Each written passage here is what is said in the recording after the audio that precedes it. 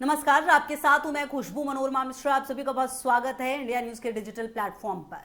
पिछले कुछ दिनों से बिहार की राजनीति की चर्चा खूब हुई क्योंकि एनडीए की सुनामी सी आई। और जब एनडीए की सुनामी आई तो जो बिखरा वो सबसे ज्यादा आरजेडी बिखरी। कहते हैं महिमा में दोनों गए, कुछ भी नहीं मिलता जब आपको माया मिली ना राम। यही हुआ ना। पार्टी को जिस तरह की सीटें आई वो कम से कम राजनीतिक रूप से काफी शर्मनाक रहा।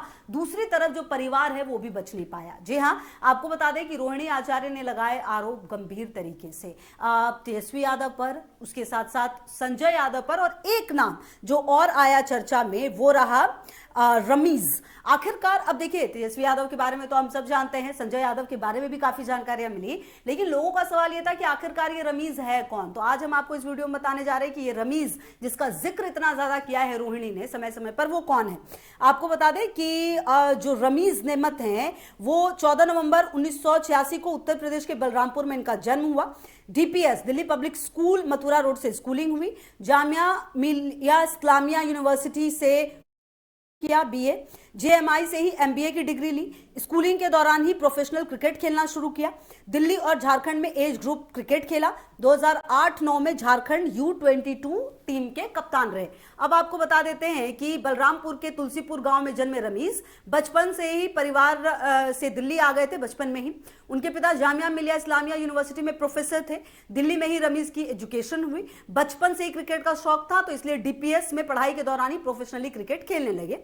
आरजेडी नेता और बिहार के उप मुख्यमंत्री रहे तेजस्वी यादव की भी स्कूलिंग दिल्ली से हुई है। वो दिल्ली पब्लिक स्कूल वसंत विहार के स्टूडेंट थे। तेजस्वी से रमीज की मुलाकात दिल्ली में हुई। जी हाँ, दोनों जामिया यूनिवर्सिटी ग्राउंड में क्रिकेट एक साथ प्रैक्टिस करते थे, फिर जूनियर लेवल पर क्रिकेट खेलने लगे। आपको बता दें कि बैक एंड ब्रेन कहते हैं तेजस्वी की रणनीति का इनको। 2015 में तेजस्वी ने मेन स्ट्रीम पॉलिटिक्स शुरू की। बिहार विधानसभा चुनाव में आरजेडी ने उन्हें राघोपुर से उतारा था। उन्होंने चुनाव जीता और बिहार के सबसे युवा उप मुख्यमंत्री 26 साल के ही थे तभी बने थे।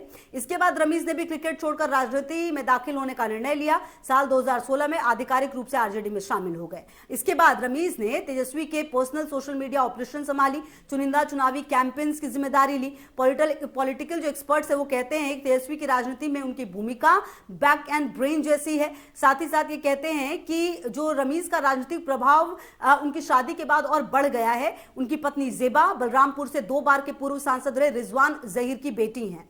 रिजवान बलरामपुर के कुख्यात अपराधी से राजनेता बने हैं। वो सपा बसपा कांग्रेस समेत कई राजनीतिक पार्टियों में रहे हैं। फिलहाल अभी हत्या के केस में जेल में बंद हैं। रमीज नेमत पर बलरामपुर के तुलसीपुर और कौशांबी के कोखराज थाने में हत्या, गैंगस्टर एक्ट समेत कुल 12 मुकदमे दर्ज हैं। उन पर लगे 2 एनएसए के मामलों को कोर्ट ने रद्द किया है। 8 केसों में चार्जशीट दायर हुई और 1 में जांच लंबित है। अप्रैल 2025 में ही जमानत पर छूटे हैं वो।